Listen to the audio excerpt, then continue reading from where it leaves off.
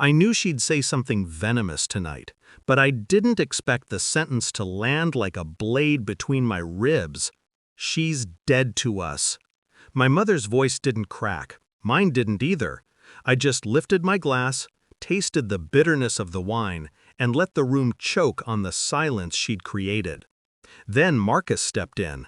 6'4", expression carved from granite.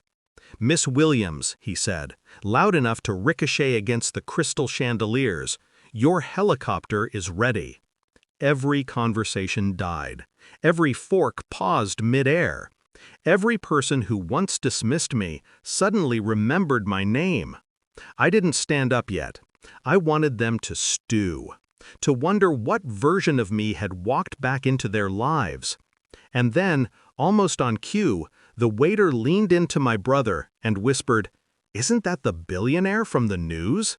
Perfect. There was a time I believed loyalty meant something in this family. I was the quiet one, the fixer, the daughter who filled out college forms for my siblings, negotiated my father's hospital bills, and made myself small so everyone else could feel big. I trusted their gratitude. I mistook obligation for love, and I believed my mother's rare smiles meant pride. I didn't see the rot beneath them. It started with numbers. They always betray first. A transfer from my savings, $4,200, vanished into an account I didn't recognize. My mother's signature sat beside mine, forged but practiced. Then another transfer, and another. When I confronted her, she laughed like I was accusing her of taking a casserole dish. "Oh, sweetheart, we raised you. You owe us." Oh, the word echoed for days. Then the truth unraveled. She'd been siphoning money from me for years, using my credit, my identity, my future, selling the narrative that I was unstable, irresponsible, incapable. So if anyone noticed the debt, the trail would lead back to me. And the family? They believed her. Of course they did. She'd been sowing those seeds since I was a teenager. Heartbreak didn't hit me all at once. It seeped in slowly, like ink bleeding into fabric. But beneath the hurt, something colder took root. Not rage, clarity. I didn't shout. I didn't plead. I didn't ask why. Instead, I opened a new notebook. Page 1, Reconstruction of Power. I hired a forensic accountant.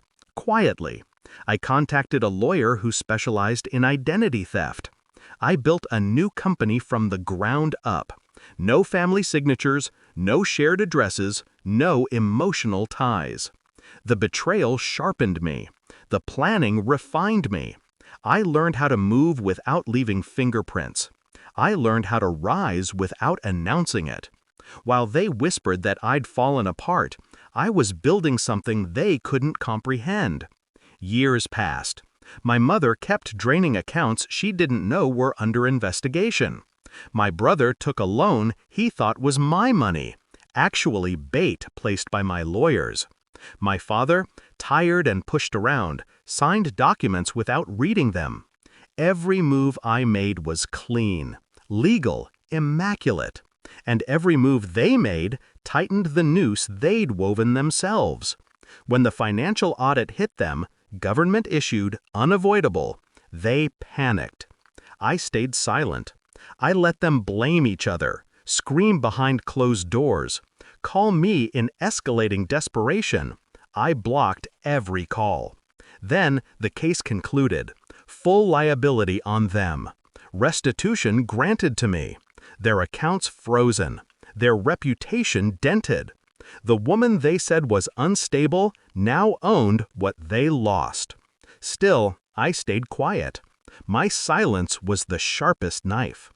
Which brings us back to Dad's birthday dinner, the first time I agreed to see them in 3 years. My mother's declaration, "She's dead to us," was meant to reclaim some illusion of power.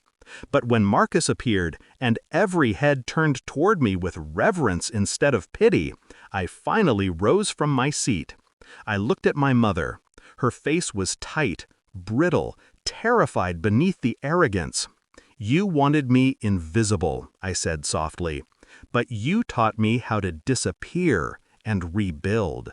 She flinched, not because of the words, but because she finally understood their weight. "You stole my future," I said, "so I created one you can't touch." I walked past them, each step a quiet victory. As Marcus opened the restaurant doors and the city wind hit my face, I felt the weight slide off me. I didn't destroy them. I simply stopped protecting them, and the world did the rest. In the helicopter's reflection, I saw myself clearly for the first time.